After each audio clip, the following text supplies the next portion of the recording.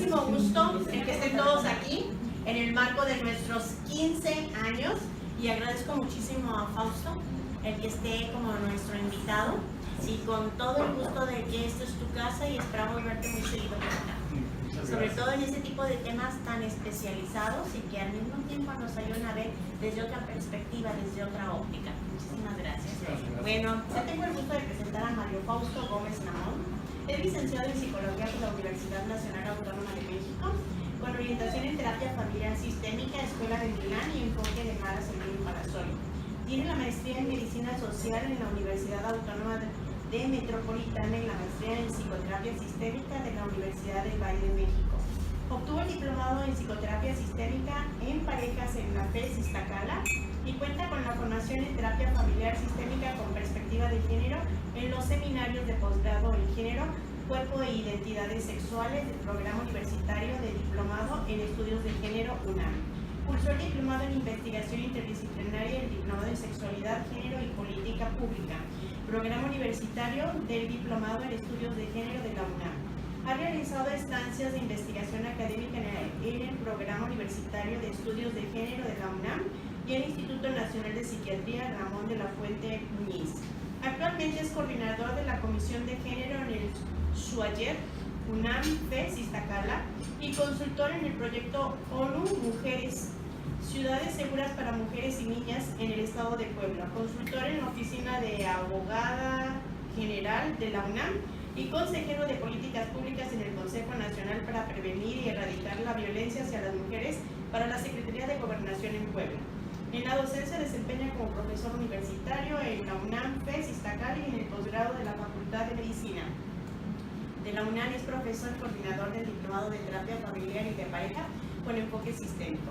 Ha colaborado como terapeuta familiar en el Hospital Psiquiátrico Fray Bernardino Álvarez y en el Servicio de Psiquiatría del Instituto Nacional de Psiquiatría Ramón de la Fuente Muñiz.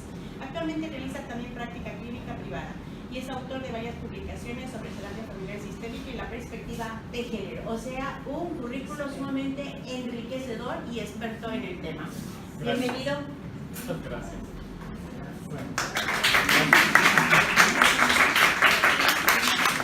Pues de verdad me da muchísimo gusto estar aquí con ustedes. Yo quiero agradecerle personalmente a mi amiga Lidia que precisamente me externó la invitación para poder hablar con ustedes de un tema que a mí me apasiona mucho. No sé si ustedes habían tenido antes un acercamiento con el tema de género, de diversidad sexual y sobre todo hacerse la pregunta, ¿no? ¿Cómo estos campos de conocimiento los pudiera yo acercar al campo de la terapia familiar?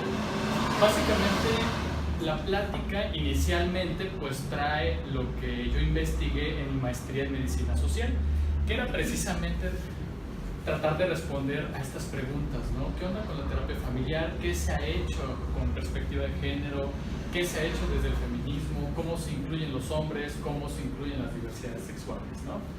Entonces, desde ese lugar, pues voy a estar planteando las siguientes preguntas, ¿no?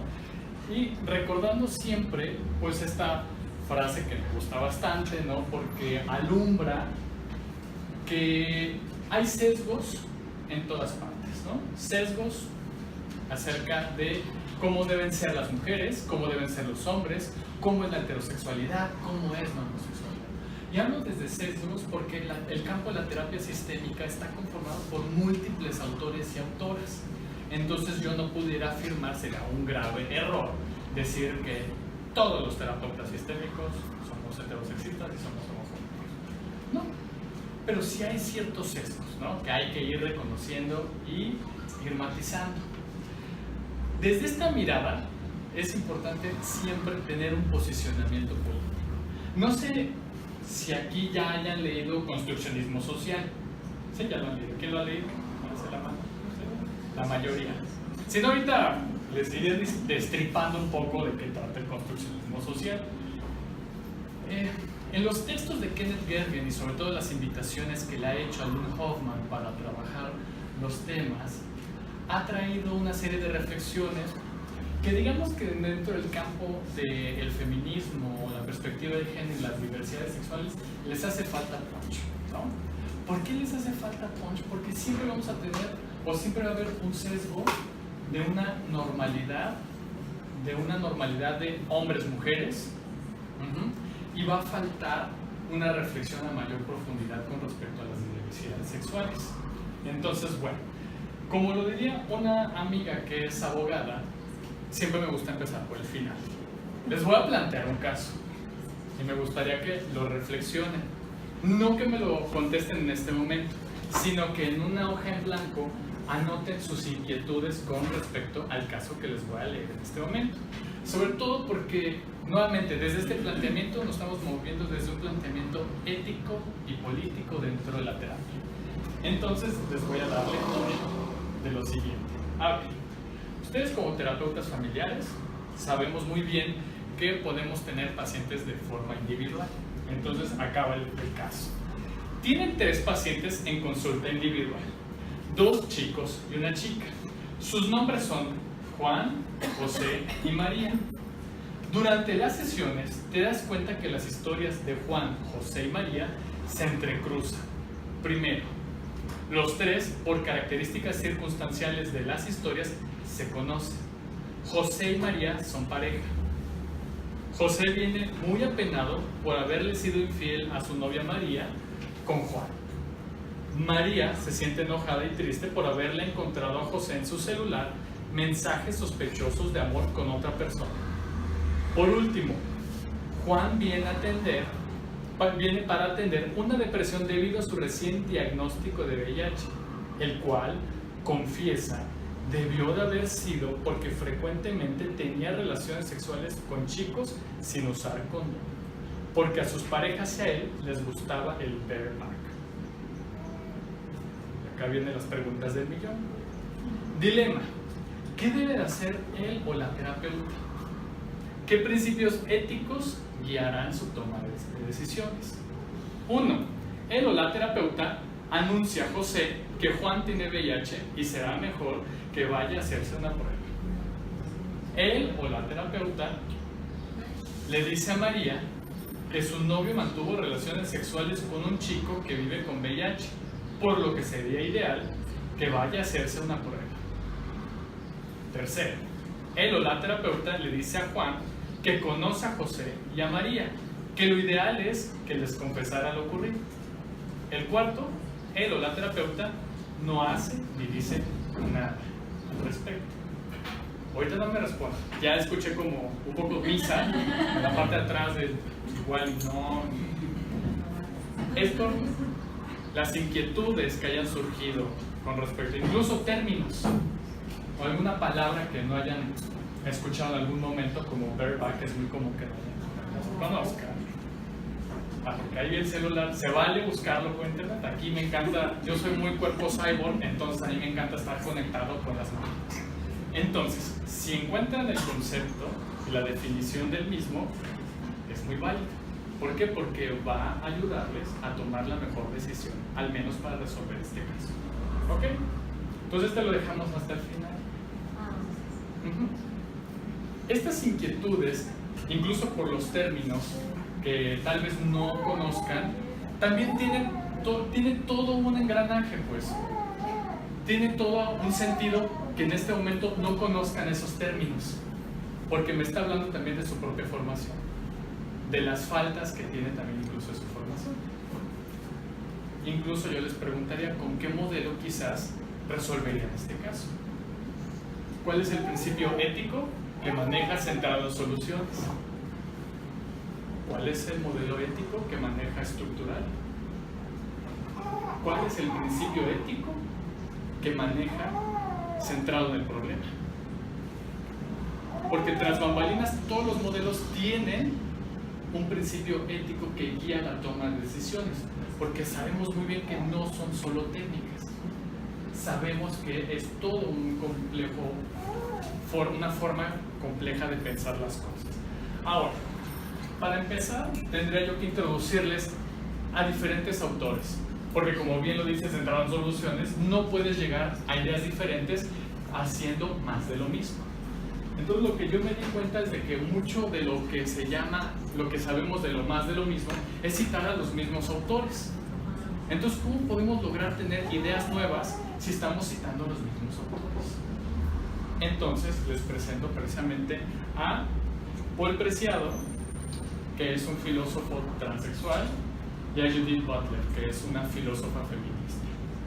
Bueno, para poder comprender por qué tuve dificultades para resolver el caso, para definir qué es un principio ético dentro de la terapia, porque aquí, ojo, cuando hablo de ética no estoy hablando del código de ética del psicólogo, sino que estoy hablando de toda una rama de la filosofía que se encarga de analizar nuestras tomas de decisiones, desde dónde tomamos las decisiones, hacia dónde estamos encaminando nuestro quehacer. Entonces, bueno, hay algo que vamos a conocer que se llama representación política. Para pronto, ¿qué es una representación política? Una representación política tiene que ver con el imaginario que se construye a través de los textos que uno lee. Cuando yo veo Instituto Gregory Bateson, yo estoy pensando inmediatamente en el imaginario de que vamos a estar revisando Gregory Bateson. Eso es un imaginario político. Es un imaginario porque una institución toma esta figura emblemática para dar a conocer, con el simple hecho del nombre, toda una trayectoria de conocimiento. Es una representación política. Pero también implica una construcción de saberes. En esta construcción de saberes es qué es lo que voy a estar leyendo, a quiénes voy a estar citando. Por ejemplo, que a mí continuamente me llamaba la atención que un modelo se llamara modelo Escuela de Milán, porque yo decía, ¿qué imaginario me trae a la cabeza? Por ejemplo, ¿qué imaginario le trae Escuela de Milán en comparación de una escuela centrada en soluciones? Estamos en imaginarios, cuenta de todo. Pues de los autores que la fundaron. Ok, como por ejemplo, cuando tú lees un texto que te dicen los autores de la Escuela de Milán, ¿qué te está refiriendo de ellos? Que vienen, claro, que vienen de Milán. Cuando tú lees de escuela estructural, ¿qué imaginario te construye? Una estructura, inmediatamente pienso en un organigrama, Muy bien, por el estilo. perfecto. Entonces, en una representación, aquí tendríamos que preguntarnos, bueno, si esta Escuela de Milán está haciendo referencia a un espacio sociopolítico, territorial muy específico, y el otro, pragmáticamente, a una forma de resolver las cosas. Estoy pensando que las estructuras no van caminando en la calle, yo las voy construyendo a través de como que de qué tipo de preguntas. ¿Quiénes ya vieron escuela estructural? Ahí están las víctimas. Bueno. A través de qué tipo de preguntas construyen la idea de estructura familiar. Por ejemplo, La representación, ¿verdad? Así es. La familia, un genograma. Puede ser un genograma. Muy bien, porque te da toda la ruta de qué pasó en qué año con esta familia. Pero entonces esa es la representación política. Esa es la representación porque te da un lugar de pensar las cosas. Pero también vámonos un poquito más arriba en nuestra forma de pensar las cosas. Estos tres personajes, no se ve mucho, pero si no, yo les digo quién es quién. Este hombre pues es Paulo Bertrano, Lynn Hoffman y Gail Rubin. Ahorita les voy a contar un cuento muy interesante entre estas tres personas, que dos de ellos sí se conocen, la tercera no se conoce. ¿No? El primero, Paulo Bertrano, no sé si ya han leído este texto que es muy bueno, que es la historia de la terapia familiar, que lo hizo en combinación con Dario Tofanetti, donde hablan en diversos capítulos cómo se configuró la terapia familiar, sobre todo las diferencias que hay entre Europa y Estados Unidos. Porque claro que hay diferencias. ¿Quiénes ya vieron las escuelas tanto americanas como europeas? Allá atrás ya las vi. ¿Sí? Sí, ya las vieron. ¿Cuál sería la diferencia entre una escuela americana como estratégica, centrada en soluciones, y con la Escuela de Milán, ya sea la parte posmoderna o la parte de Mara Centro? ¿Cuáles serían las diferencias entre una y otra? Pues en sí la Escuela de Milán se basa mucho en la familia, en los sistemas. En la idea de la familia como un sistema, sí, lo recupera Mara Selvini en Paradoja y Contraparadoja, muy bien. ¿Qué otro elemento? Y la escuela estratégica es más centrada en soluciones, más, Vamos a pensar, sí. más breve. Muy bien. En específico que tú tomaste del pensamiento americano las terapias breves. ¿Por qué se daría en Estados Unidos un pensamiento breve, de una terapia breve, y no así en Europa?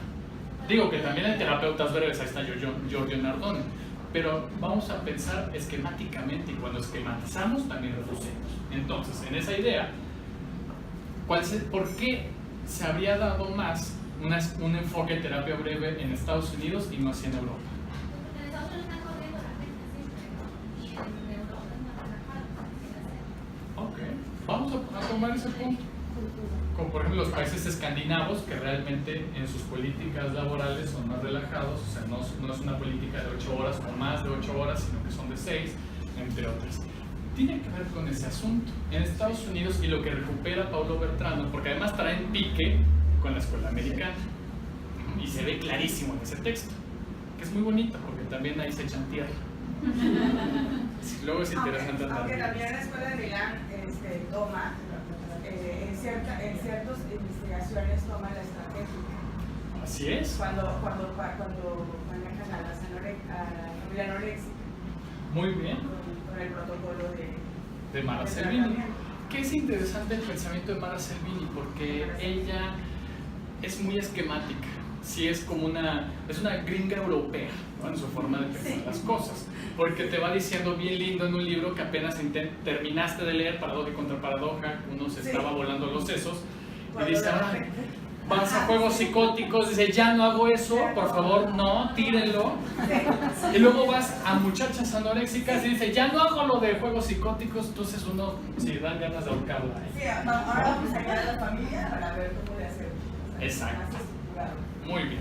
Por eso ella de alguna manera es una excepción, pero sigue cargando con algo que en Europa se le conoce con un pensamiento enciclopedista. ¿Qué es el pensamiento enciclopedista?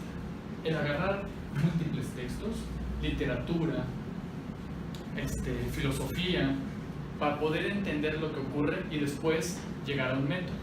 Eso es lo que hizo Mara Selvini, por eso es una mujer muy instruida, en la cual fue primero médica, luego psiquiatra, luego psicoanalista y luego dice a la fregada todo, ¿no? En crónicas de una investigación lo tira todo para irse a pensar como un enfoque más americano. Pero ¿por qué es esto? ¿Por qué hizo ella? Para pensar como en la estructura más grande. Porque ahí luego voy a situarme a mí como individuo, como terapeuta, para pensarme por qué yo habría estudiado en una escuela pública y no en una privada. Pero bueno, no quiero hacer ahorita muchos vericuetos. La cuestión es de que no es por casualidad nada de lo que ocurre. Europa, y de hecho eso lo narra en 2 libros, en Crónicas de una investigación y luego en Muchachas anoréxicas, va narrando su propio devenir, esta Mara Selvini, donde ella dice, yo estudié medicina en 2 factores. Uno, mi padre no quería que yo estudiara, y segundo, estábamos en una época de la posguerra. Europa estaba destrozada.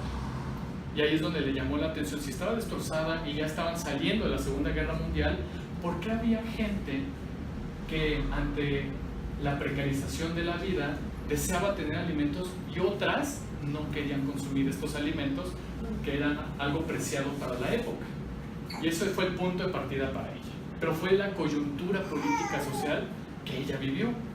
Entonces, bueno, el pensamiento europeo es un pensamiento construido a través de la enciclopedia, de estar revisando. Y el pensamiento americano es pragmático. Ellos dicen, tú resuelve lo primero y ya después te inventas una historia, ¿no? De ahí que embonar anillo al dedo el constructivismo.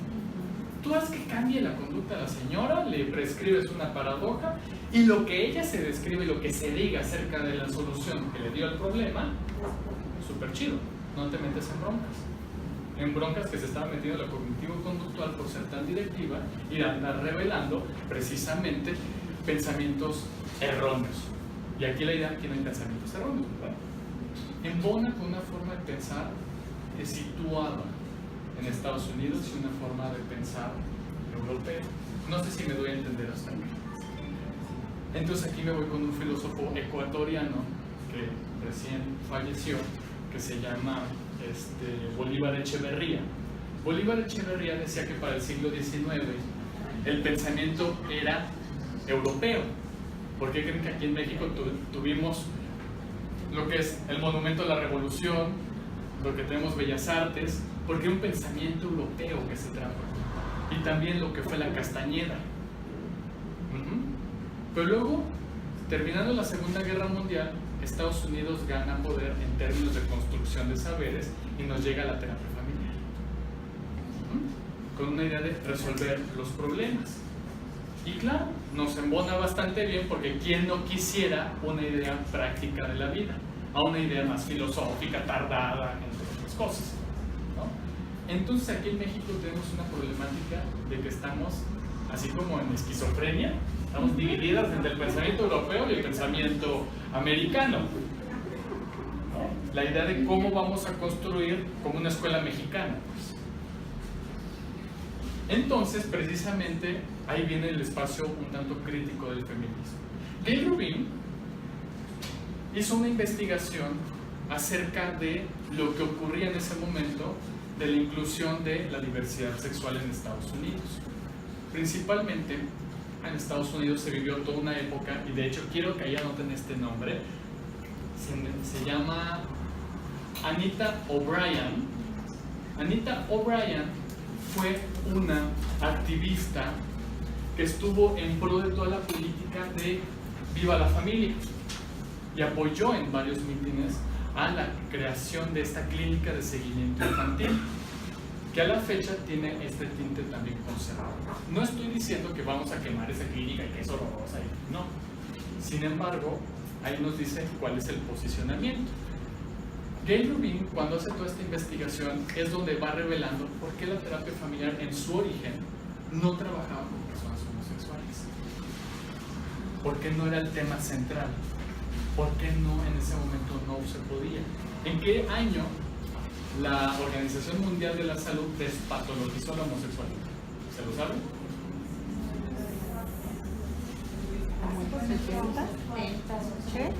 En el 73, la APA, ¿no?, que es la Asociación Psiquiátrica Americana, despatologiza y saca del DSM-3 la homosexualidad.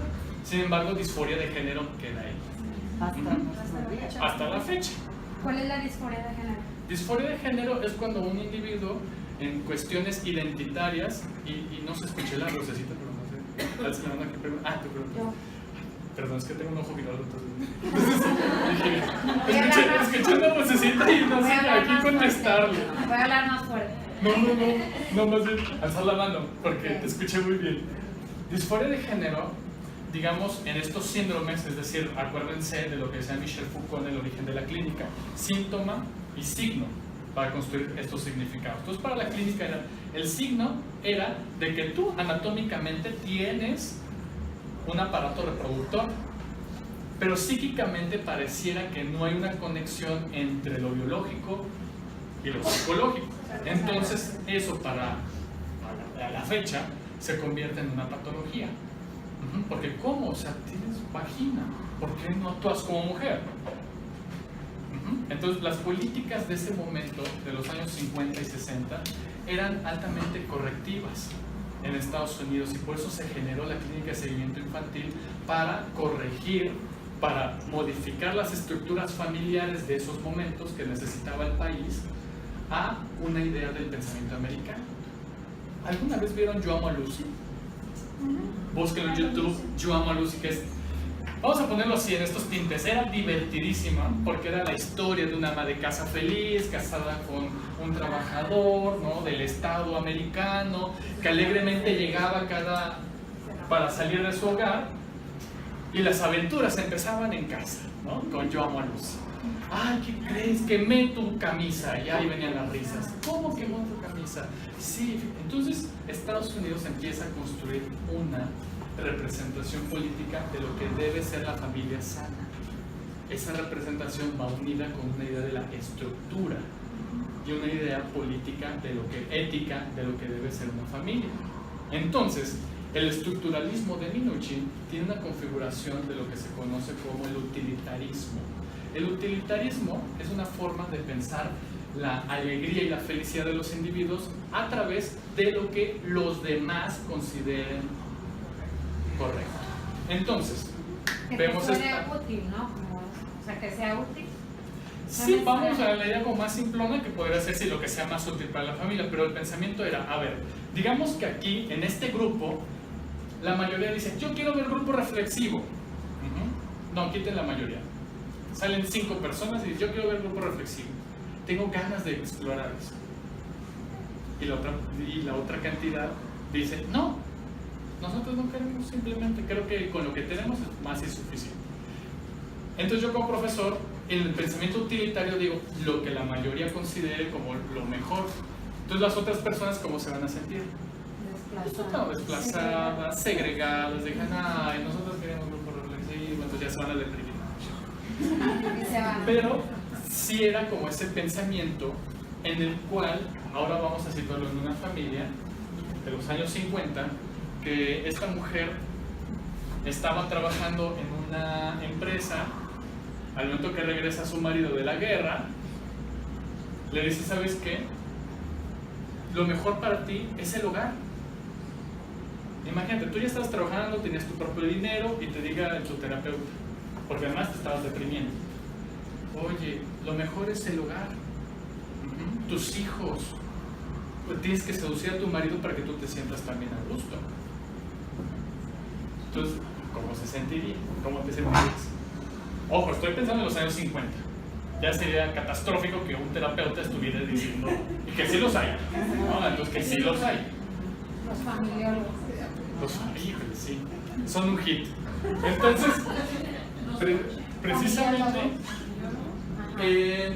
en ese sentido, en esa época se construye ese pensamiento, y por eso Gail Rubin nos va a revelar en un texto maravilloso que se llama precisamente Hacia una teoría radical de la sexualidad, y que analiza todo el panorama político de Estados Unidos, incluyendo a Anita O'Brien, que era una de estas fundamentalistas que apoyaba el movimiento familiarista y que daba beneficios para terapeutas familiares que corrigieran la conducta sexual.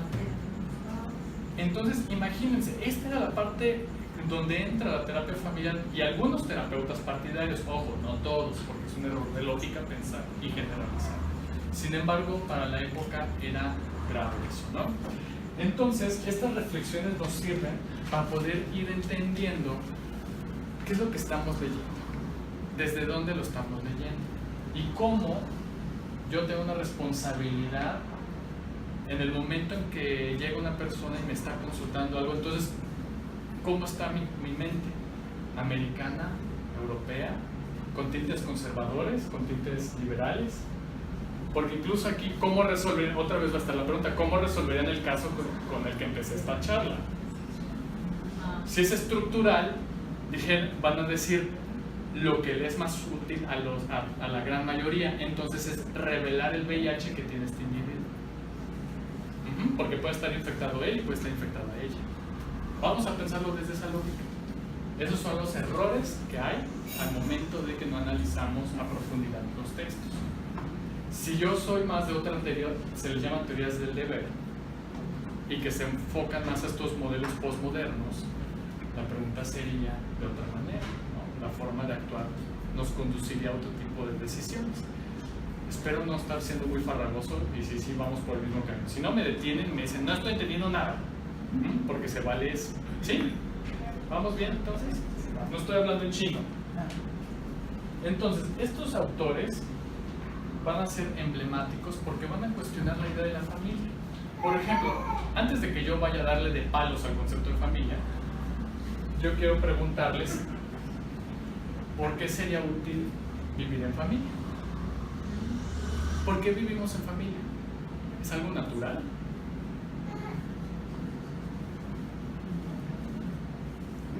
A ver, ¿quiénes dicen vivir en familia es algo natural? ¿Nadie? ¿O sí? Ah, bueno, pero lo social no es biológico. Pero hasta determinada etapa somos dependientes de una familia, ¿no? De mamá, de papá. Ok, a ver, vamos a hacer subasta de ideas. Eso está muy bueno. A ver, ¿quién dice? La familia es la célula de la sociedad, por lo tanto es una entidad biológica necesaria y fundamental. ¿Quién dice? Yo no, estoy ejemplificando. ¿Quién alza la mano? Es que es bien radical, pero como vas preguntando. Ok, entonces, A eso me radical. ok. Entonces no son, qué bueno, no son biologicistas, eso está chévere. Está bueno que en principio no seamos biologicistas acá. Ok, ¿quiénes sí están a favor de que por etapas del desarrollo es necesario vivir en comunidad? Y una de las comunidades de mayor acceso es la familia. Ok, Por sobrevivencia. por supervivencia. Ok, vamos a dejarlo como por supervivencia, pero desde el fundamento de lo social. Okay. Porque nuevamente la construcción de familia, habían familias como por ejemplo las que son poligámicas y tienen nombres muy específicos, poliándricas y poligínicas, que la idea de familia, mamá, papá y los hijos es una construcción de la modernidad de los años 50, de ahí de Yo amo a Lucy, ¿no?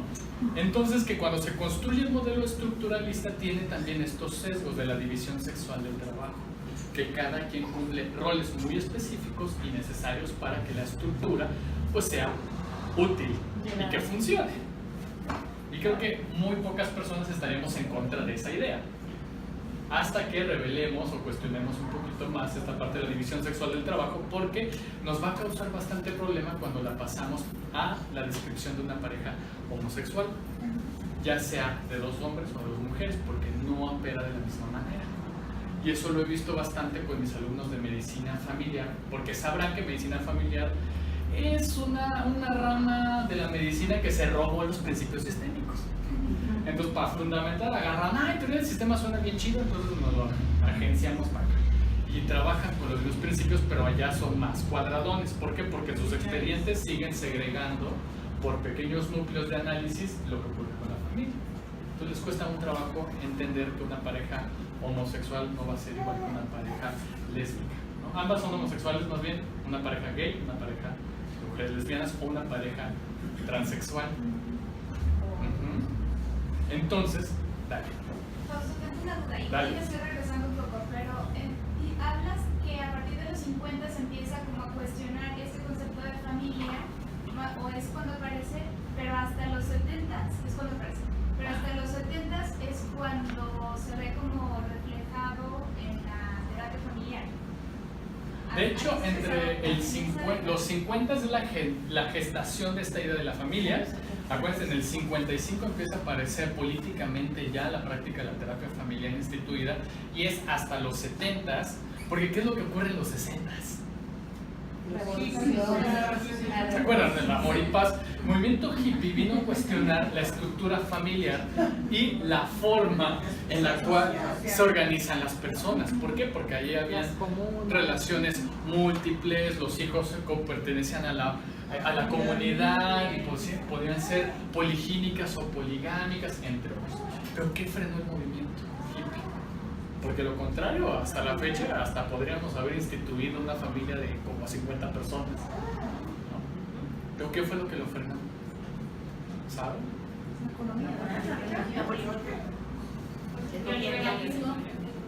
El VIH. La propagación de VIH y del SIDA en los 80s. Al movimiento hippie, ¿qué fue lo que le frenó?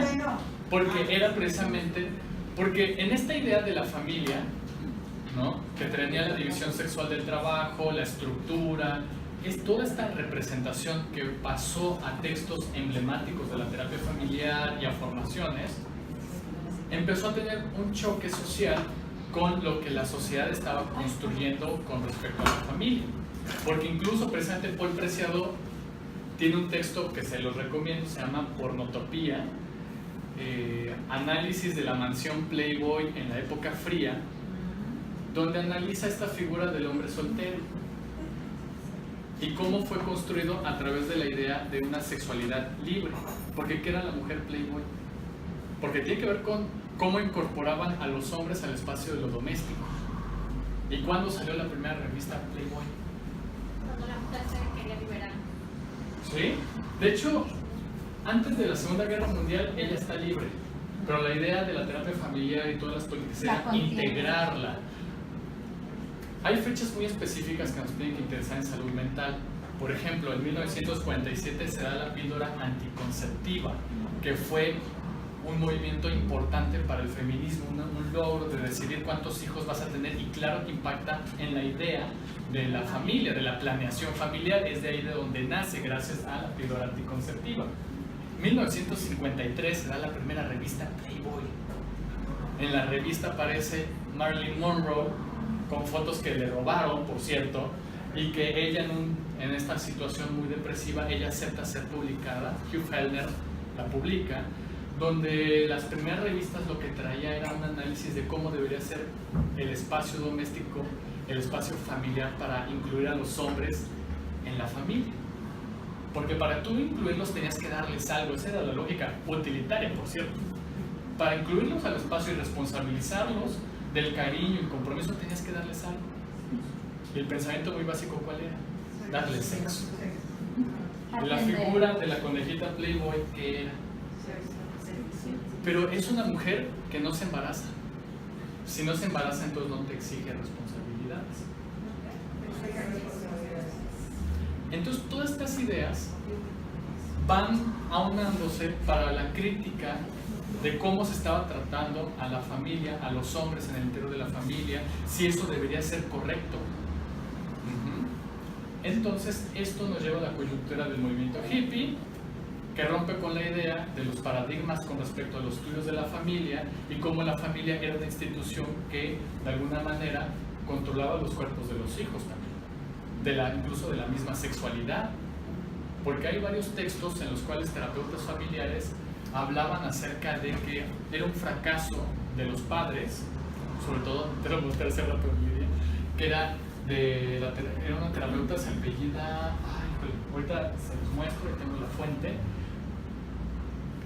no recuerdo muy bien, pero precisamente lo que mencionaba era que era un fracaso para las familias el no lograr instituir o transmitir los roles de género adecuados a los hijos. Entonces era una patología. Entonces todos estos autores lo que nos van a ayudar es a construir y fundamentar el por qué ya no es útil pensar en el modelo de la familia tradicional y cómo la idea de la familia tradicional va a tener conflictos en el momento en que trabajemos con parejas y familias no heterosexuales. ¿Por qué? Porque todos los modelos que hemos estado viendo tienen todos estos sesgos. Y ojo, el sesgo no es una intención maligna que estaba ahí, sino que tiene toda una razón de ser histórica y política. Cuando tú comprendes eso, ya no le das de palos tan feos a estos autores, de que, no, bueno, es que, ¿cómo ibas a pensar de forma diferente si el pensamiento hegemónico en ese momento era este? Era la adecuada. ¿No? Era lo correcto, era lo adecuado. Entonces imagínense, es como lo que hacen las asociaciones civiles para subsistir. Digamos que aquí tengamos varias personas que están en asociaciones civiles y yo soy Indesol. Todas quieren tener ingresos por parte de Indesol, pero yo les estoy diciendo, a ver, no, nada más voy a darles financiamiento a los proyectos que trabajen únicamente con las mujeres adolescentes embarazadas.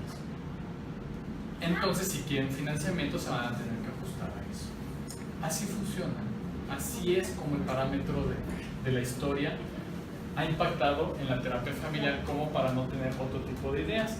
Entonces van a ver estos autores que precisamente, este hombre es un sociólogo, se apellida Giddens, Arthur Althusser y Michel Foucault, van a hablar que la familia, la construcción del ideal familiar va a ser limitante en muchos aspectos, ¿no? ¿Por qué? Porque van a tener unas nociones de regulación del cuerpo, otras van a querer eliminar la homosexualidad, otras no van a querer que las mujeres se divorcien, otros que los hombres no son competentes para la crianza.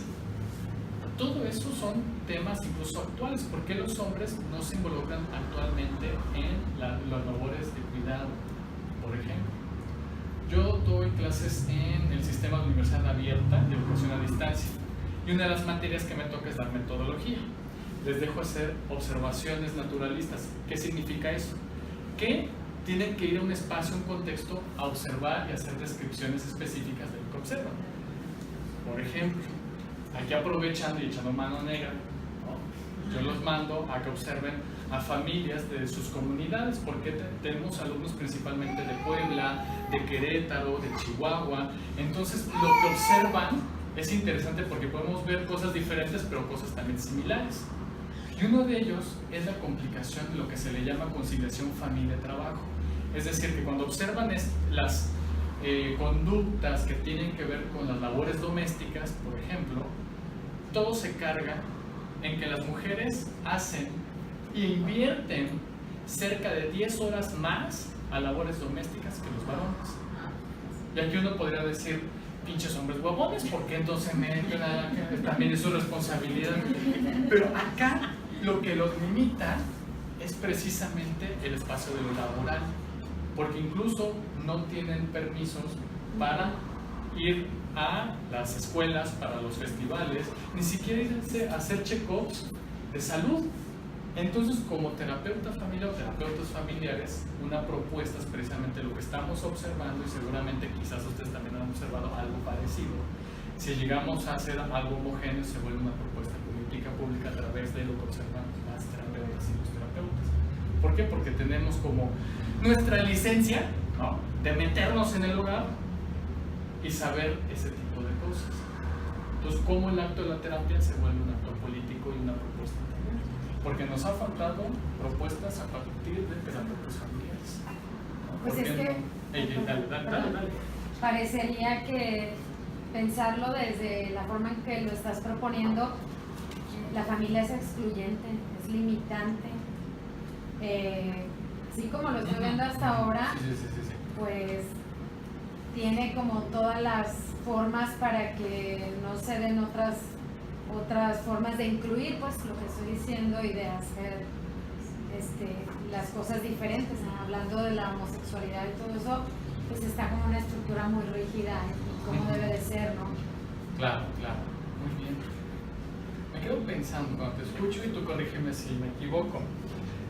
Cuando hablas de esta estructura muy rígida, ¿hablas de la familia con estas reglas o que hay una estructura social que le ha educado para ser así de rígida? Pues ¿Cuál de las dos opinas? Pues obviamente es así, porque eso es lo que se exige, y estamos viendo que las mismas instituciones, por ejemplo laborales, parece que conspiran para que siga sucediendo de esa manera. O sea, perfecto. Todo, o sea, está planeado para que funcione de esa manera, y evidentemente se mira a la familia desde un marco rígido porque todo está supuesto para que sea así.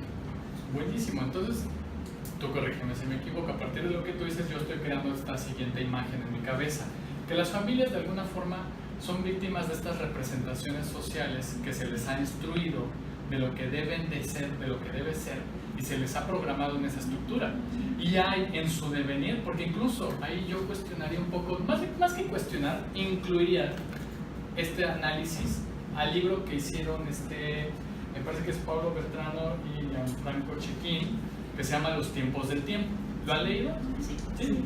Bueno, si no, ahorita también se los destripo, no importa, aquí vamos a destripar autores. Es una colectiva zombie. Bueno, lo que ellos proponen precisamente es de que las sociedades han creado de alguna manera esta percepción del tiempo, que se ha interiorizado en las ideas, y de ahí que venga el cuestionamiento hacia las terapias breves, porque ahí te está diciendo que hay un manejo muy estricto del tiempo. De ahí que tú desde las primeras sesiones ya intervengas, estás manipulando el tiempo, porque estás acelerando el cambio. Entonces ellos dicen que precisamente que los cambios se vienen dando comprendiendo la naturaleza de cada quien. Y por decir la naturaleza de cada quien es de que, como por ejemplo, en un salón de clases, no todas y todos vamos a entender de la misma manera, digamos, la teoría de la comunicación humana. Porque cuando la veíamos, hacíamos la cabeza como la niña del exorcista, ¿no? Porque no la entendíamos, ¿verdad? O al menos a mí me pasaba eso. Entonces yo soy de aprendizaje lento, tanto enciclopedista, entonces yo tenía que leer como 5 personajes más que afirmaran esto y ¿no? Y otras personas entendían en chinga. Entonces, ahí lo que decían es de que la cuestión de los tiempos va a depender de cada individuo. Ok, yo le pondría la marca de la estructura social. Es decir, que en este debe venir a ver cómo se dieron cuenta ustedes que son mujeres y no son hombres. O sea, literal experiencia personal. Pero sí los roles, pero vamos a ponerlo así en los pasos del tiempo. ¿Aquí celebraron sus 15 años? ¿Quién celebró sus 15 años? ¿Nadie? Pero sí saben qué significan los 15 años, ¿no? Que había como, incluso hasta había esta canción de ahora, ¿no? Porque era la construcción precisamente de esta idea, de que tú dejas de ser niña para ser mujer, porque estaba marcado por lo que presente en sexología conocemos como el desarrollo sexual secundario. En este desarrollo sexual secundario y en el despertar del deseo y del interés sexual, venía esta diferencia para decir, ya dejaste de ser niño o niña, ¿no? Pero a las niñas se les celebraban los 15 años, pero con todo un interés estructural social que era, esta niña ya es fértil, ¿no? Que venga el mejor postor.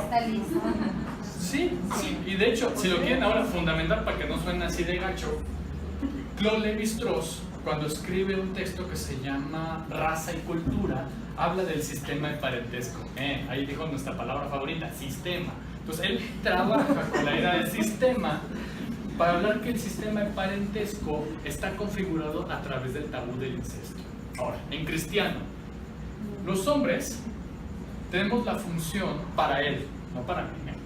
Claude Lévi-Strauss. Él dice, en el sistema familiar de cualquier grupo, las mujeres funcionan como objetos de intercambio.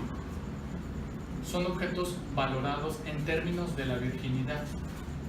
Por eso, en esa época, el que una mujer no fuese virgen, precisamente antes de llegar al matrimonio, es de que es imperfecta.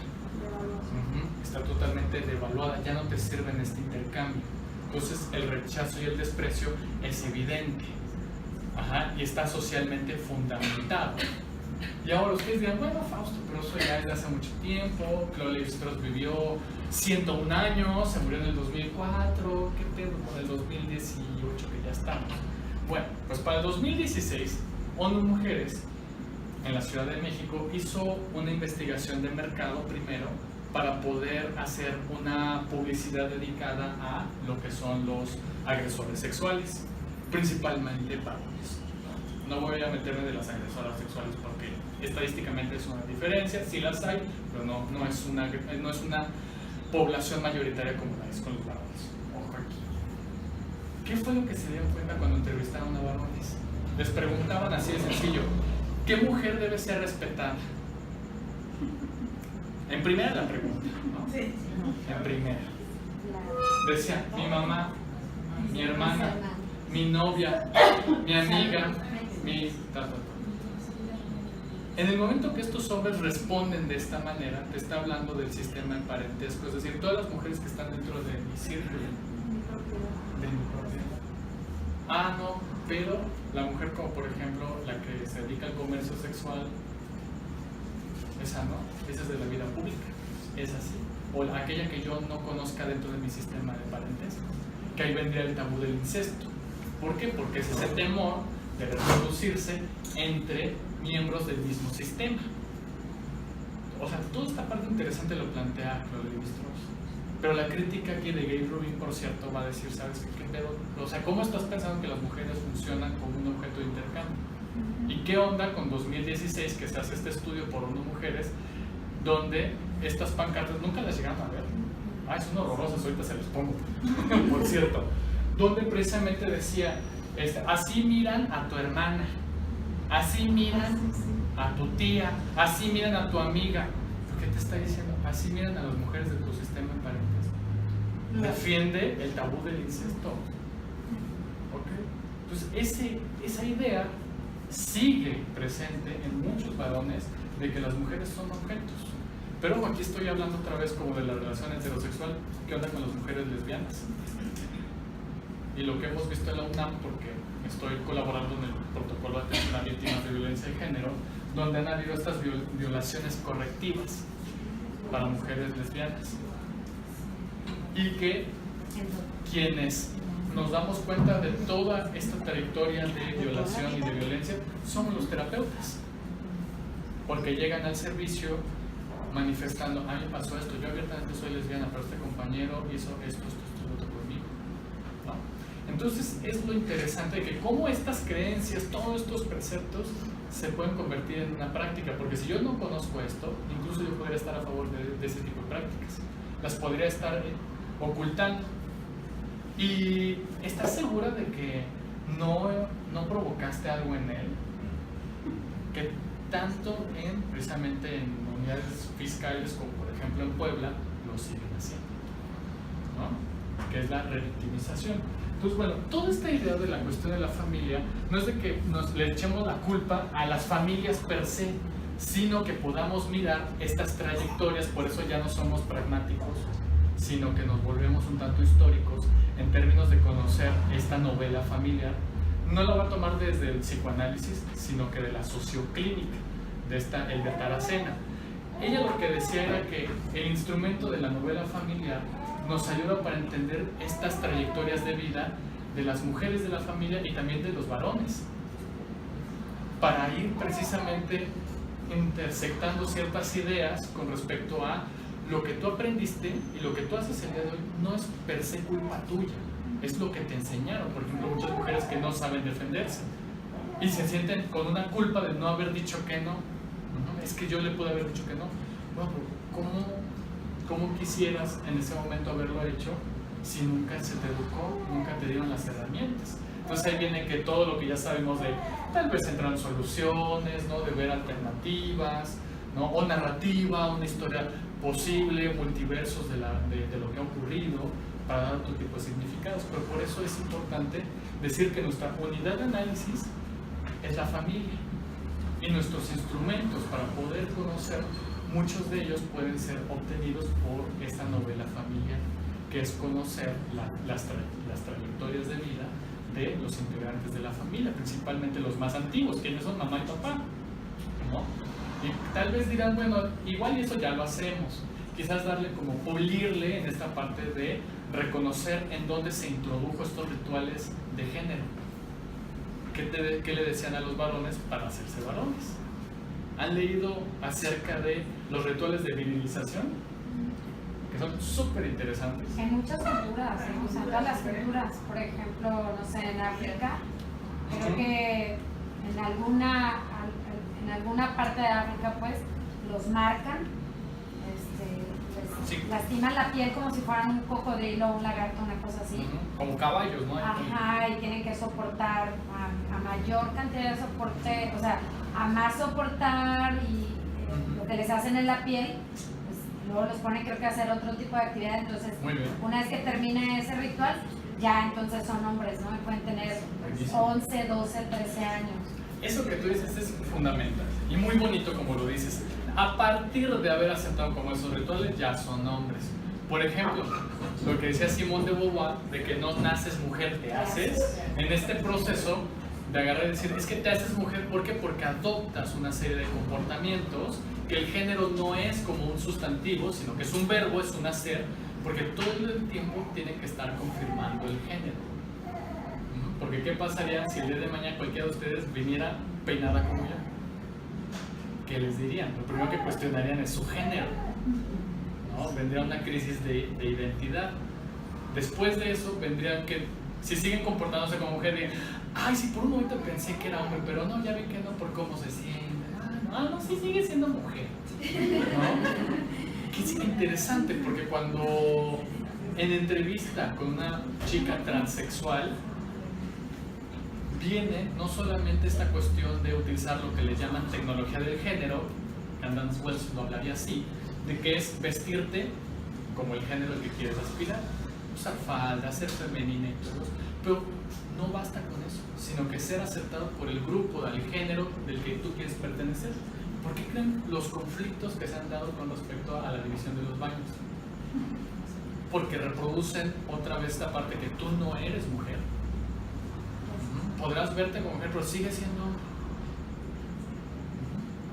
Entonces, todo esto marca precisamente lo que es la novela familiar.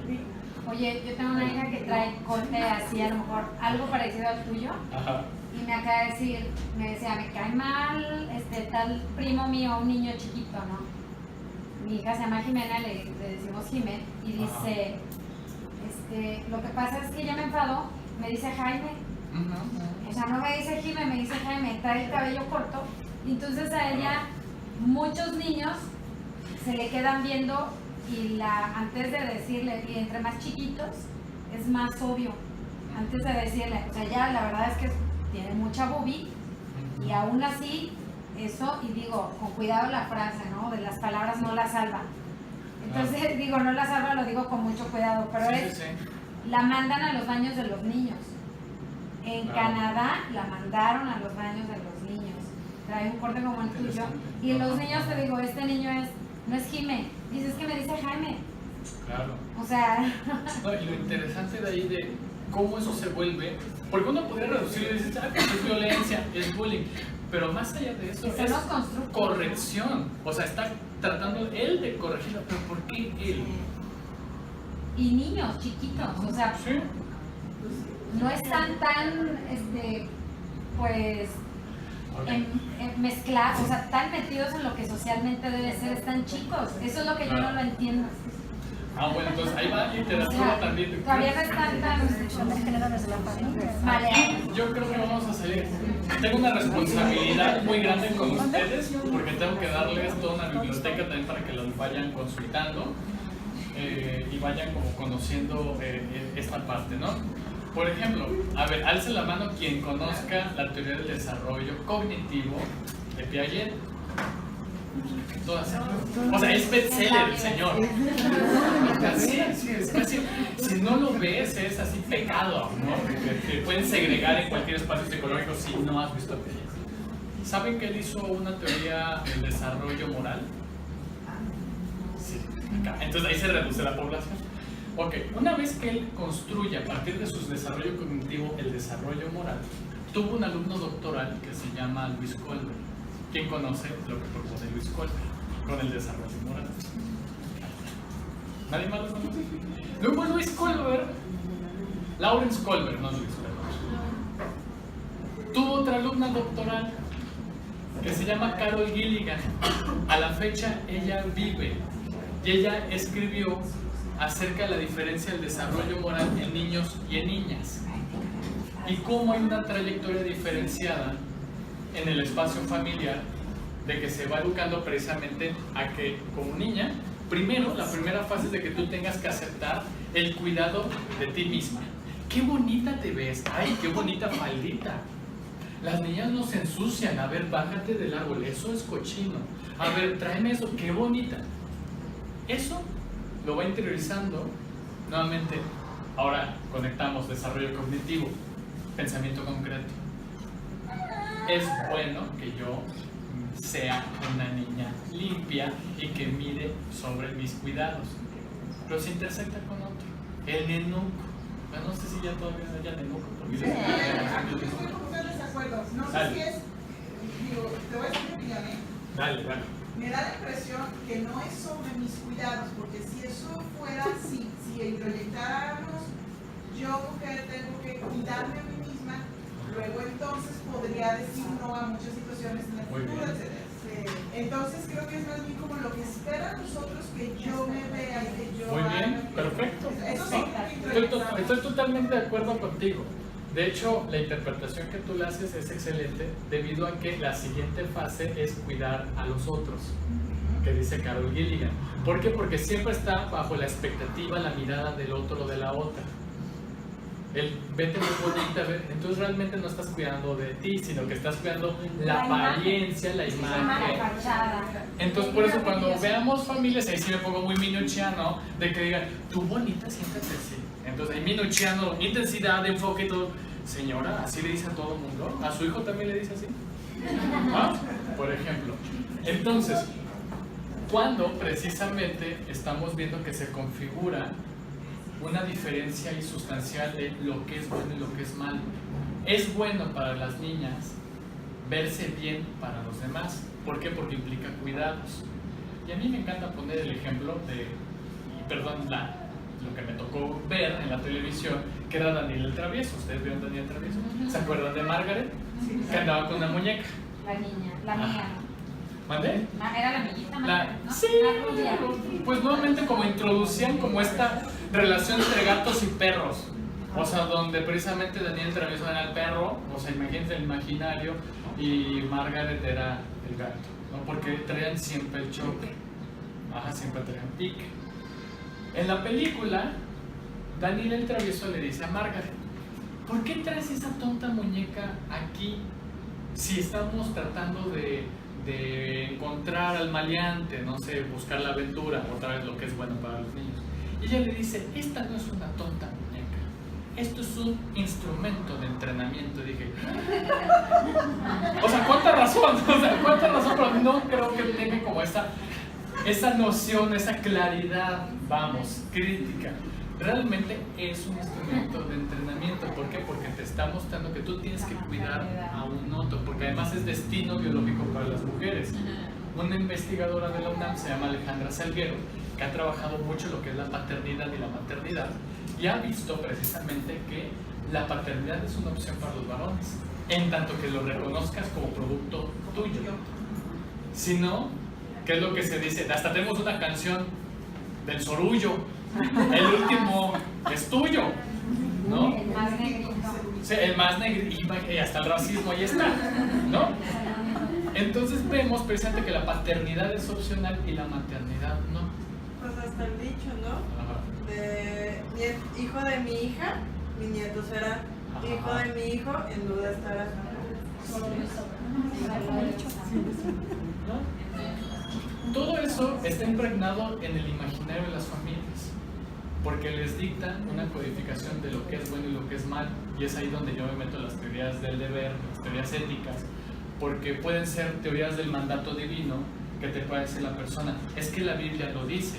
Entonces esta persona está depositando sus deberes, o sea, lo que ella hace y lo que piensa a través del mandato divino, lo que te diga la Biblia, ¿no? La verdad revelada. Una teoría del deber es como la que yo supongo que compartimos entre psicoterapeutas. Yo tengo un deber con ustedes, es decir, instruirles de la manera más amena una información que quizás pueda ser compleja y tal vez difícil. Yo tengo un deber con ustedes. O pueden decir teorías de la virtud, que puedan decir: bueno, yo me guío a través de que yo quiero ser feliz. Entonces, para ser feliz tengo que ser honesta. Entonces yo combino la honestidad en toda mi práctica. ¿Ok? Entonces, todo esto, la ética es práctica, ¿no? A final de cuentas. Entonces, ahí podríamos diferenciar y ir descubriendo que la terapia centrada en soluciones es una teoría de la virtud, maneja su ética de la virtud a través de la felicidad. ¿Por qué creen que llega a ser tan delirante luego? De que, ¿qué cosas positivas hiciste antes de llamarme? Estoy apelando que hay una felicidad que tú no te das cuenta. El utilitarismo de Minuchin, de decir: ¿sabes qué? A ver, levántate tú, compañera, siéntate aquí, porque tal vez la distancia, lo más útil y funcional es de que en sociedad ustedes tengan una comunión, ¿no? Entonces, esa es, digamos, una de las propuestas cuando hablamos de diversidad sexual, porque estamos cuestionando todo esto que tal vez está implícito y que en los textos solamente leemos técnicas, ¿no? Leemos intervenciones específicas que no son muy chidas, como por ejemplo de las, ¿cómo se llama? Como las 20 llaves, ¿no? De centradas en soluciones. De Bellevac.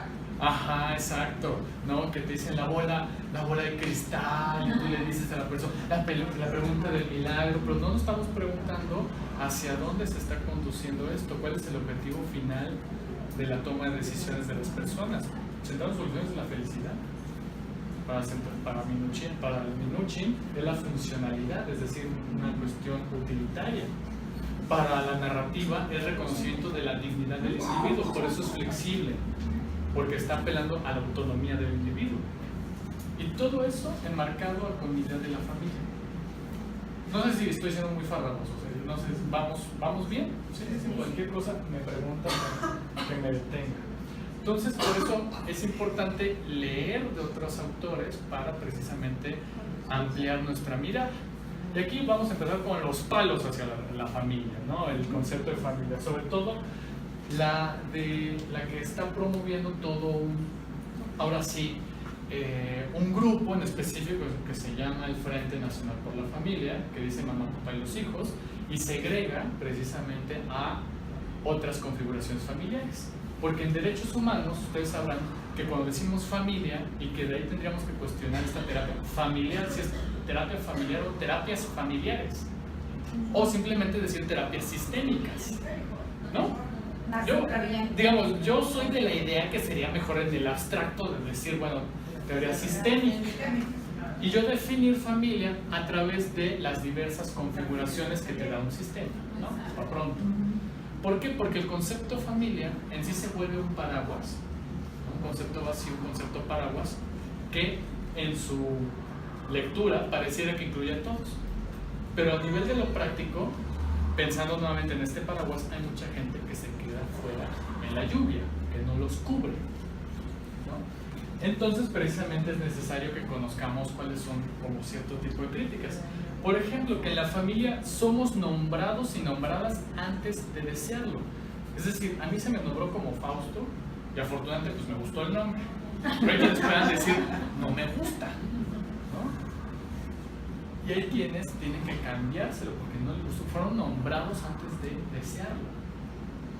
De ahí que el reconocimiento de la identidad de género sea fundamental y que en terapia se traduce en preguntarle a la persona ¿cómo te gusta que a ti te nombren? ¿Cómo te gustaría que te nombraran?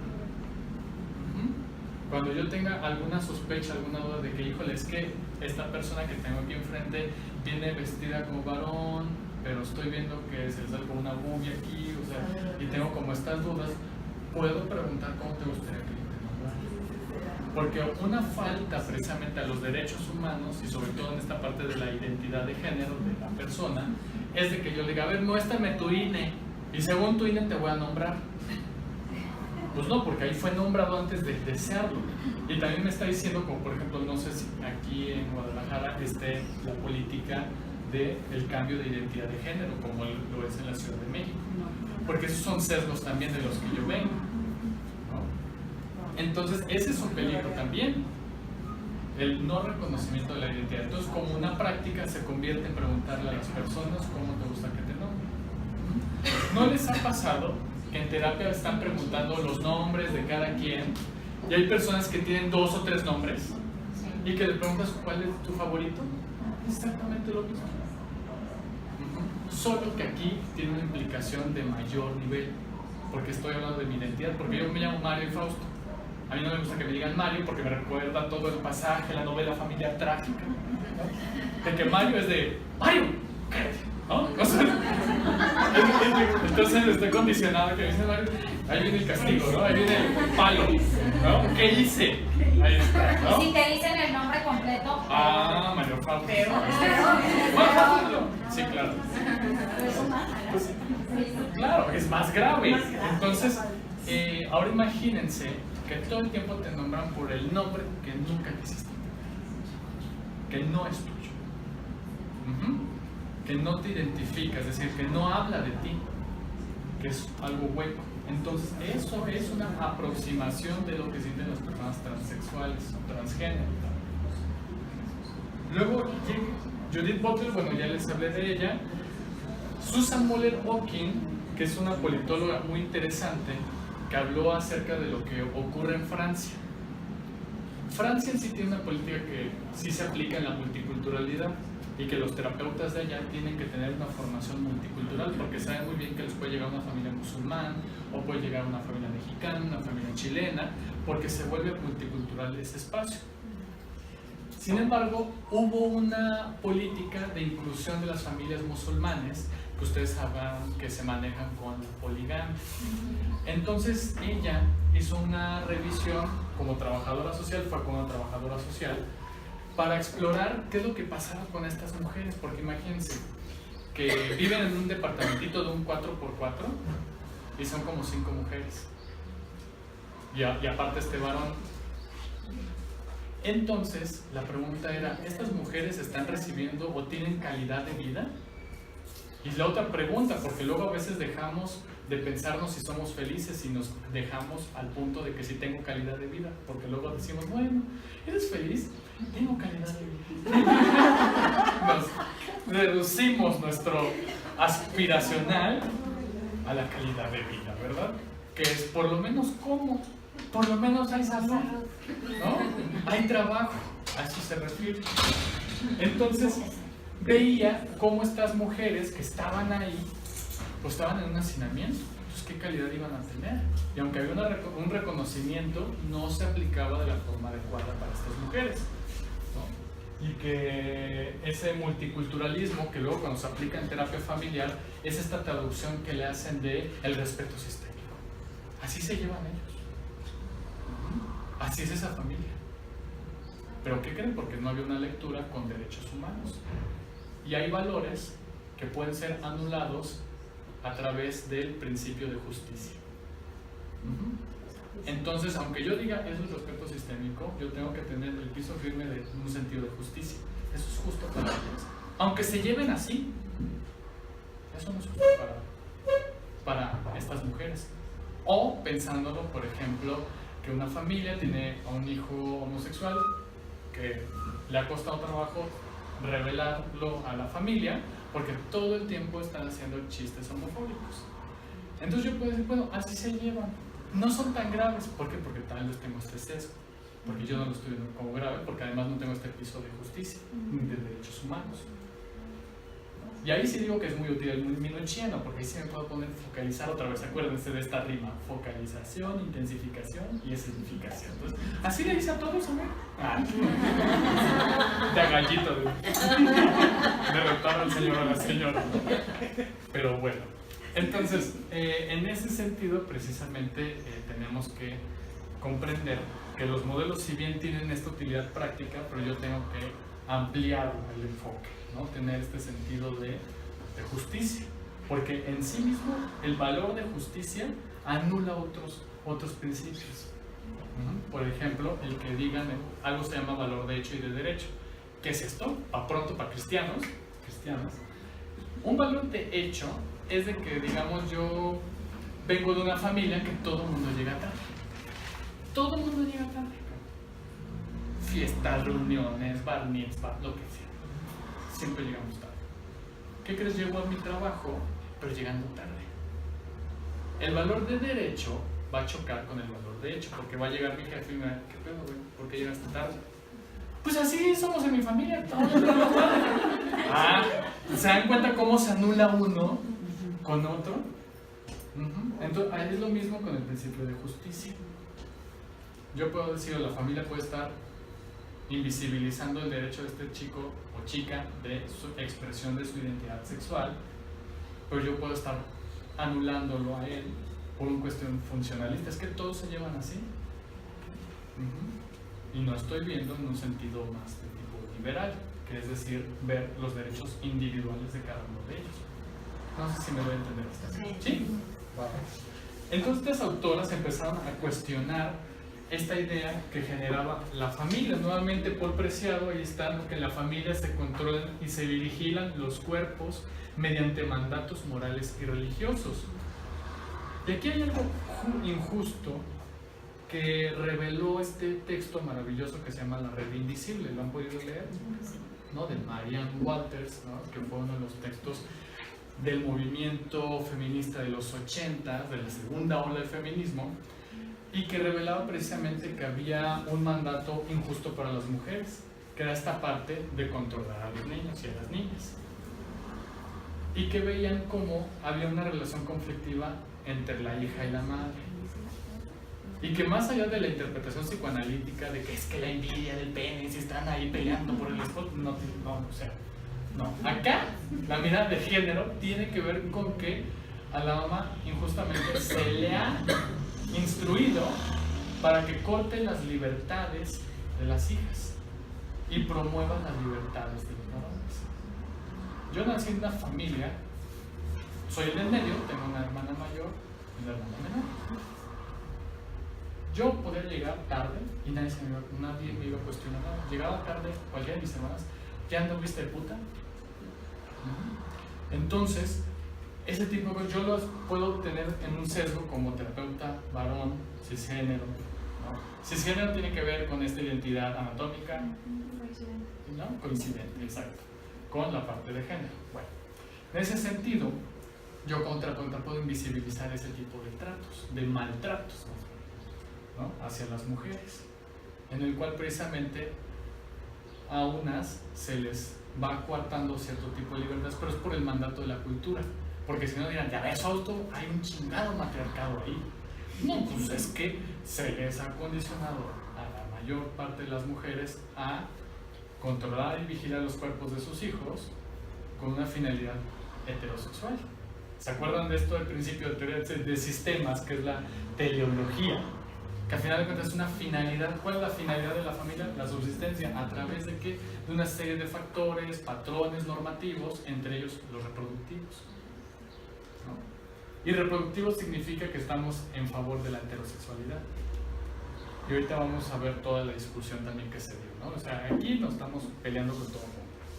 Pero tiene toda la intención, ¿eh? No es de que ya nos vamos a salir con amigas, ching, yo venía a ampliar mi círculo social, se puede.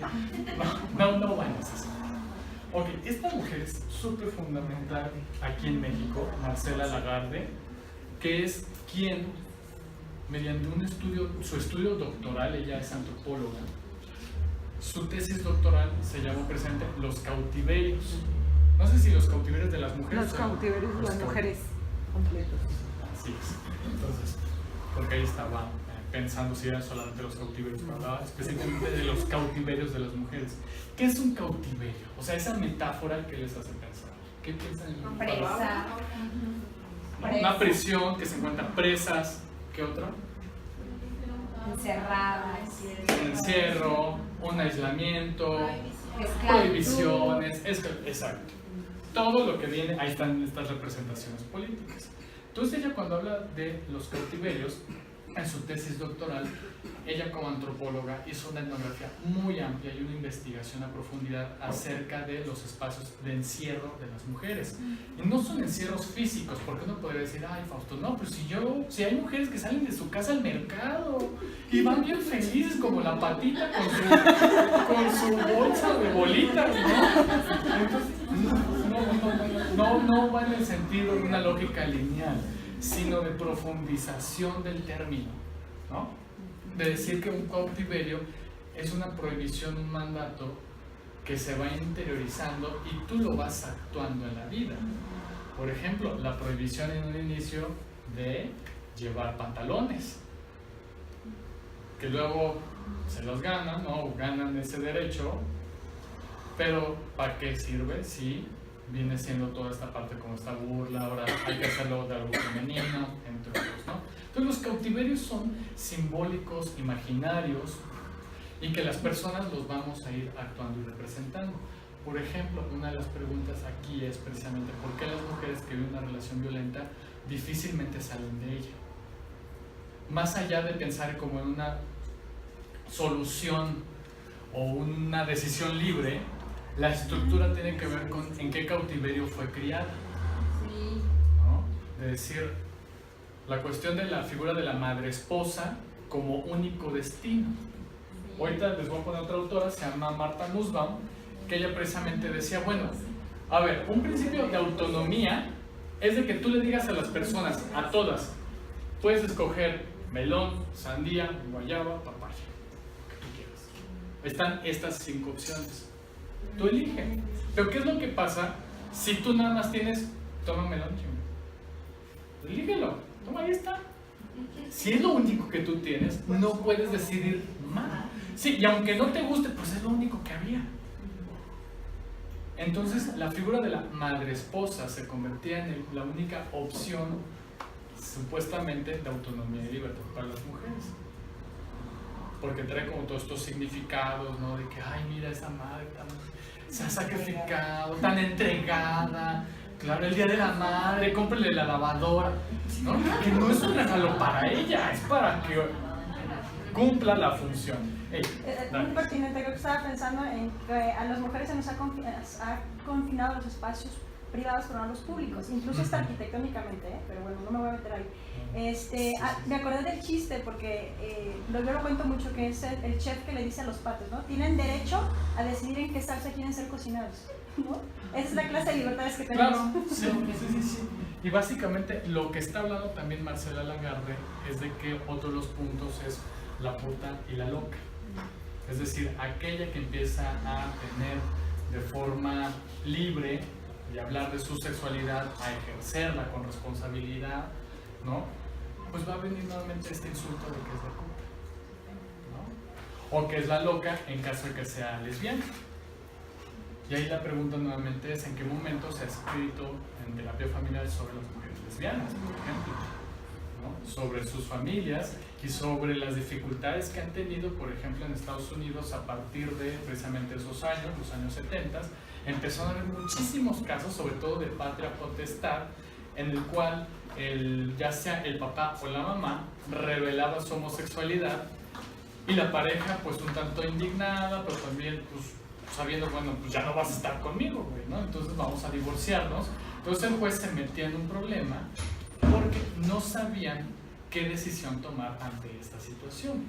Si la homosexualidad era una patología, si esta mujer va a ser una buena madre, pero si no es heterosexual, entonces no va a ser una buena madre porque está desnaturalizada, porque la natural, ¿no? Todos esos casos y dilemas incluso son actuales. Esta parte del divorcio en el que alguien revela la homosexualidad y que viene con el terapeuta familiar y le pregunta: hazle una valoración, es que fíjate, ya ahí venimos, y yo mi nocheana de los años 50, a ver, tráeme, ¿no? Entonces ahí vienen los dilemas que nos vamos a ir enfrentando para poder resolver a través de las lecturas que tenemos, ¿no? Y son resoluciones interesantísimas con respecto a incluso desafiar esta cuestión de la naturaleza, de la naturalidad de la maternidad, ¿no? Entonces precisamente esta Marcela Lagarde dice: en la familia se da uno de los cautiverios, el de la madre esposa, santa y loca. Luego, otra mujer que a mí me encanta su estudio, es impresionante, sobre todo porque uno, bueno, se podrían preguntar, bueno, ¿dónde están los hombres? ¿Qué onda con ellos? Laura Rita Segato, que es una antropóloga brasileña, estudió precisamente la conformación de la masculinidad, de una masculinidad heterosexual, en la cual precisamente se preguntaba, bueno, ¿cómo se gesta esta cuestión de la violencia?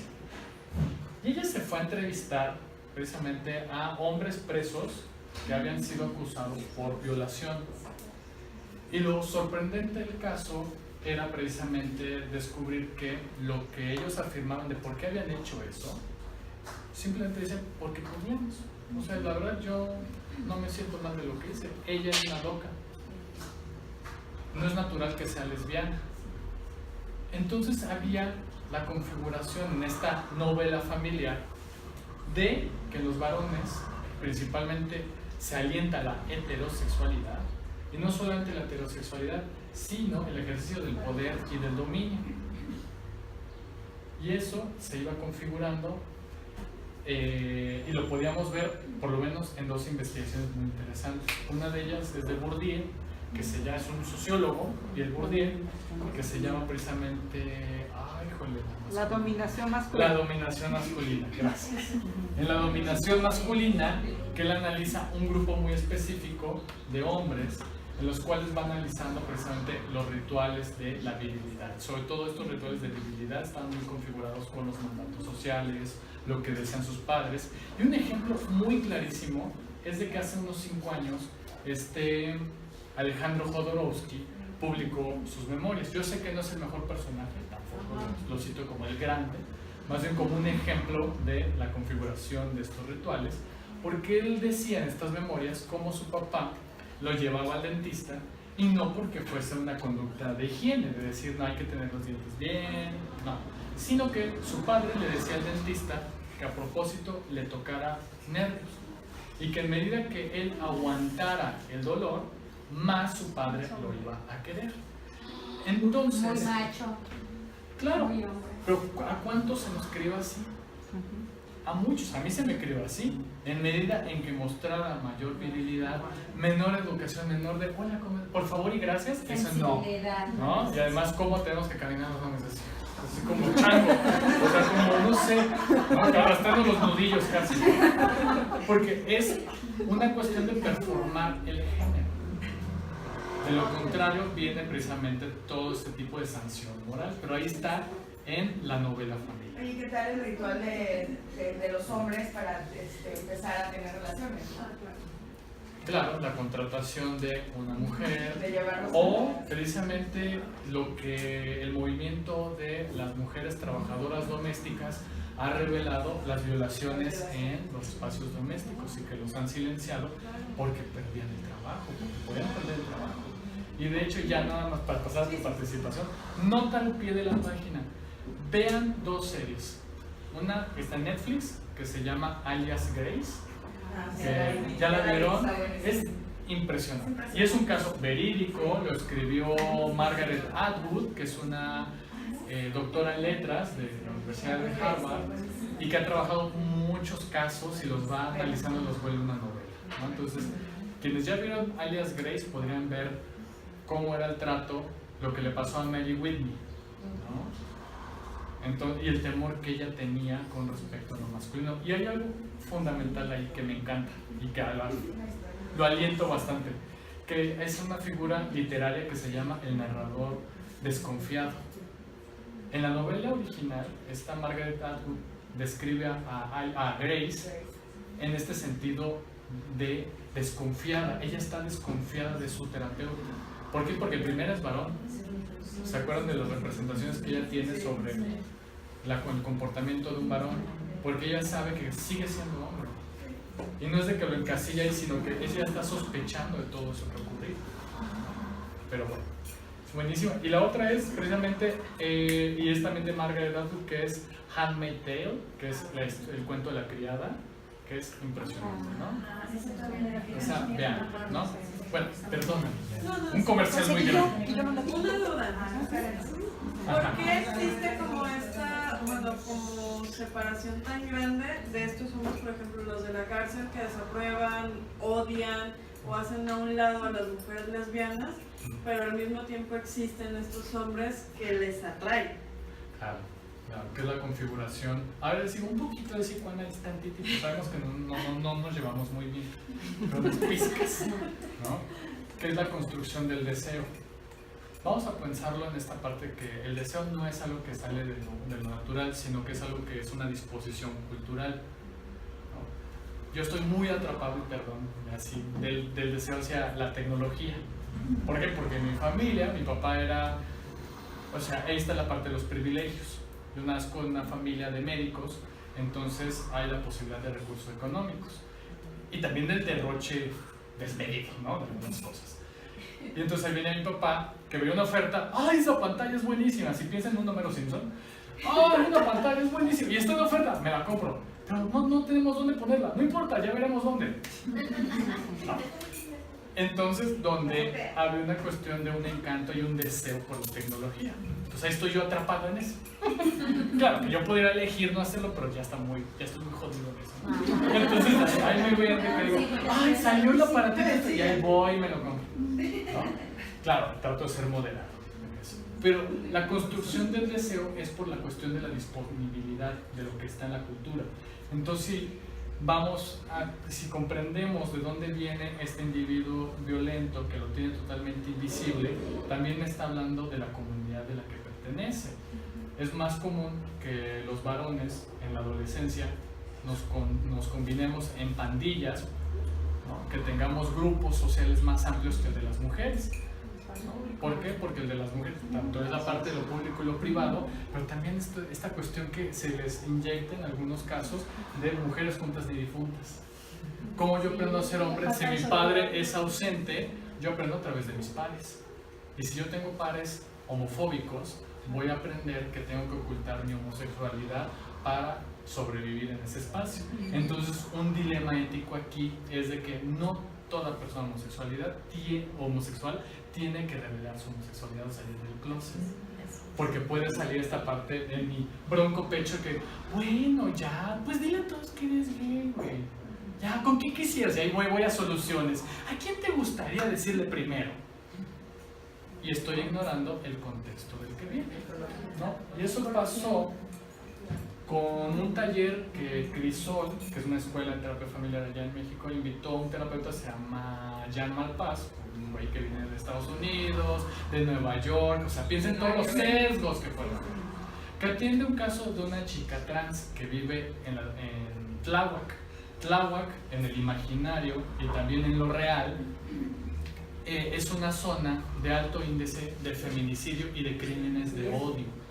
Entonces, este terapeuta, al final de su grandiosa intervención, que en algún momento sí llegó a cumplir ciertos criterios bioéticos, ¿no? Por hablarle con respeto, preguntarle sobre cómo quiere que le nombre, entre otros elementos, le aconseja a esta chava, a todos, mira, tú vas a planear un domingo y vas a salir vestida como mujer y vas a saludar a todos los de tu comunidad, a los de la tienda, a los de la barrotería, a los que estén ahí, a tus vecinos, y vas a ir acompañada con tu mamá, ¿no? ¿Cuál es el sesgo? Que no comprende, o sea, que Nueva York puede hacer esa payasada, ¿no? O sea, y que le puede ser útil, ¿no? De agarrar y ¿qué están pensando? Como el modelaje, que largo, corto, que así vaya. Entonces, la crítica es precisamente no está contextualizada esa intervención, la pone en peligro. Ni es ecológica. ¿Ni es qué? Ni es ecológica.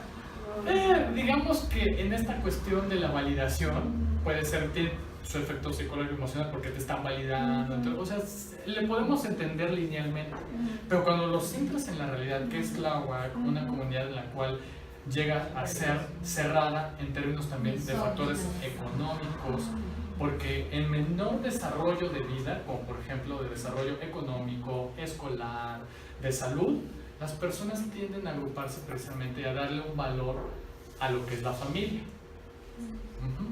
Entonces la familia, porque es lo único que te da para la subsistencia. Y de hecho, y hay otro dato cultural, cuando Bourdieu hace un texto interesante, se llama La distinción, se pregunta por qué las familias de altos estratos económicos valoran más los objetos artísticos que las familias de estratos socioeconómicos más bajos. Que cuando tú exploras y haces visita domiciliada, si han tenido la oportunidad de hacerla, es maravilloso porque puedes darte cuenta a lo que le atribuyen significados y valores, historias y narrativas. Las familias de mayores ingresos te pueden decir, ah, sí, tengo esta pieza de arte. Este Picasso.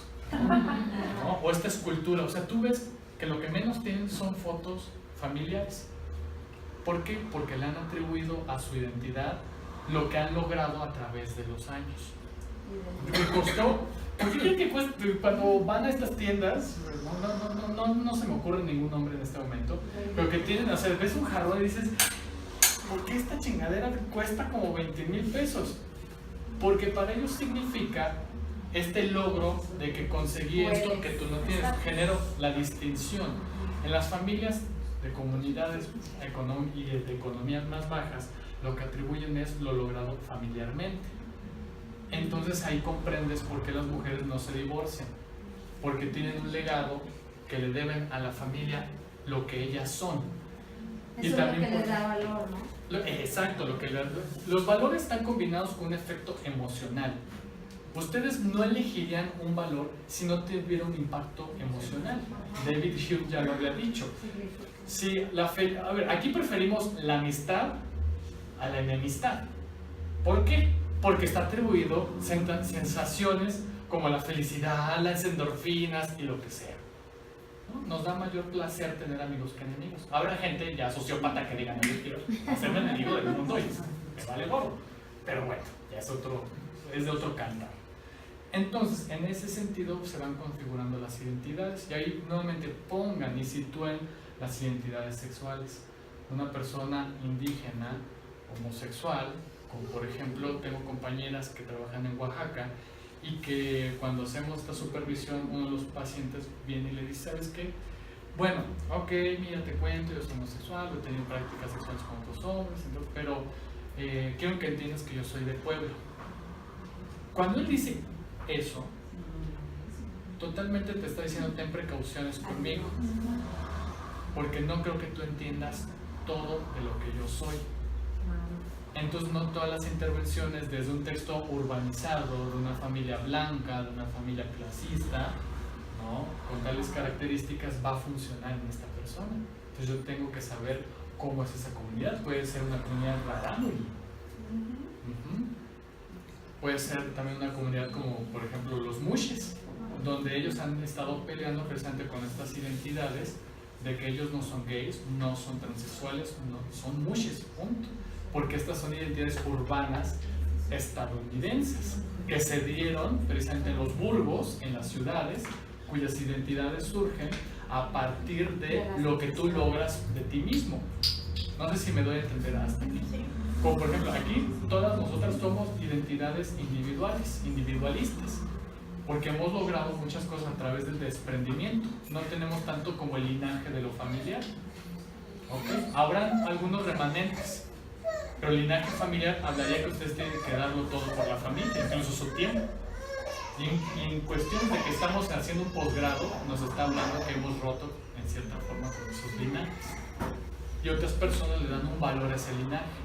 Y por eso es muy conflictivo para las personas de la diversidad sexual, porque le deben a la familia lo que son. Entonces es preferible ocultar la homosexualidad. Entonces yo puedo traer nuevamente el modelo tal vez centrado en soluciones o narrativo, pero no le va a ajustar a la persona porque quizás lo ve muy abstracto, porque luego lo narrativo llega a ser muy abstracto.